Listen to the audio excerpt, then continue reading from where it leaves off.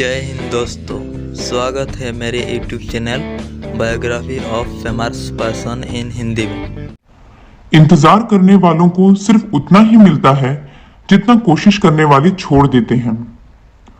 ऐसा कहना था डॉक्टर एपीजे अब्दुल कलाम जी का, जिन्हें हम मिसाइल मैन के नाम से भी जानते हैं।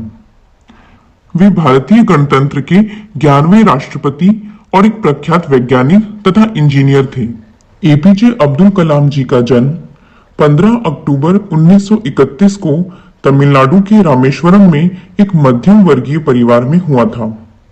अब्दुल कलाम जी का पूरा नाम अबुल बकीर जैनुला अब्दीन अब्दुल कलाम था। इनके पिता का नाम जैनुला अब्दीन था और वे एक नाविक थे जो हिंदू तीर्थयात्रियों को रामेश्वरम और धनुषकोडी लाते ले जाते थे। इनकी मां का नाम आशिमा था जो एक गृहिणी थी। कलाम जी अपने 4 भाइयों और एक बहन में सबसे छोटे थे। शायद ही आपको पता होगा कि कलाम जी के परदादा जी एक अमीर व्यापारी और जमींदार थे।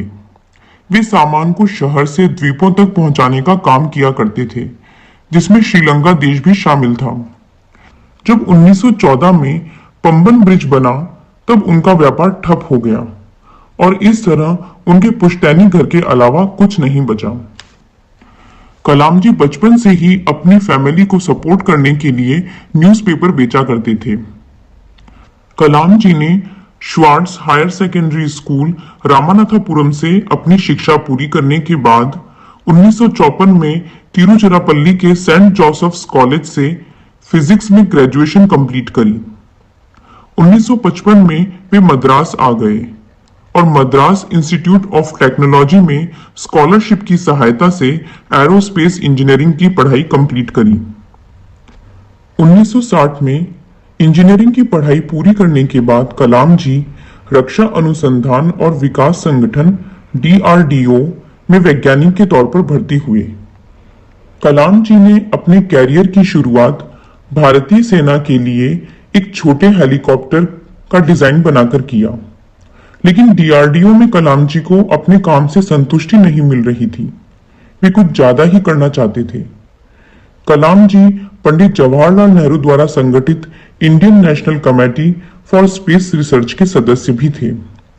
इसी दौरान उन्हें प्रसिद्ध अंतरिक्ष वैज्ञानिक विक्रम साराभाई के साथ कार्य करने का अवसर मिला। 1969 में उनका स्थानांतरण भारतीय अंतरिक्ष अनुसंधान संगठन इसरो में हुआ, जहां कलाम जी को परियोजना महानिदेशक के रूप में भारत का पहला स्वदेशी उपग्रह प्रक्षेपास्त्र बनाने का श्रेय हासिल हुआ। 1980 में इन्होंने रोहिणी उपग्रह को पृथ्वी की कक्षा के निकट स्थापित किया था।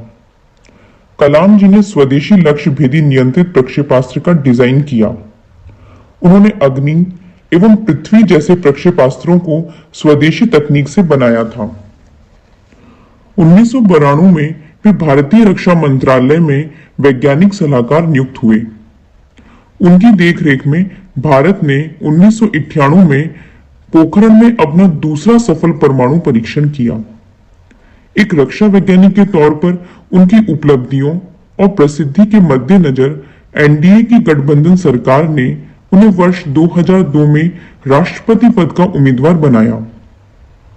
25 जुलाई 2002 को उन्होंने भारत के 11वें राष्ट्रपति के रूप में शपथ ली। कलाम जी भारत के तीसरे ऐसे राष्ट्रपति थे जिन्हें राष्ट्रपति बनने से पहले ही भारत रत्न से नवाजा जा चुका था। राष्ट्रपति पद से सेवा मुक्त होने के बाद भी कलाम जी शिक्षण, लेखन, मार्गदर्शन और शोध कार्यों में व्यस्त रहते थे। वे भारत के कई संस्थानों में प्रोफेसर के तौर पर जुड़े हुए थे। शिक्षण के अलावा कलाम जी ने कई पुस्तकें भी लिखी थी, जिनमें प्रमुख है India 2020 a vision for the new millennium.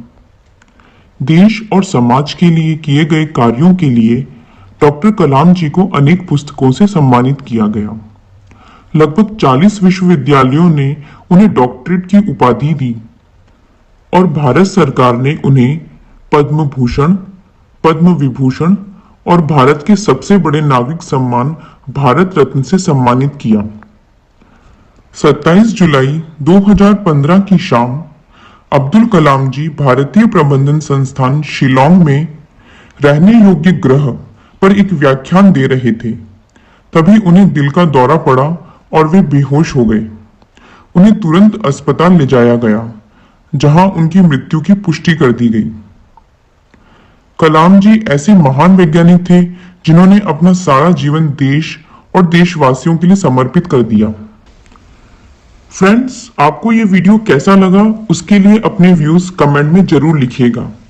ऐसी और मोटिवेशनल वीडियोस के लिए मेरे चैनल को सब्सक्राइब, लाइक और बेल का बटन दबाना ना भूलिएगा।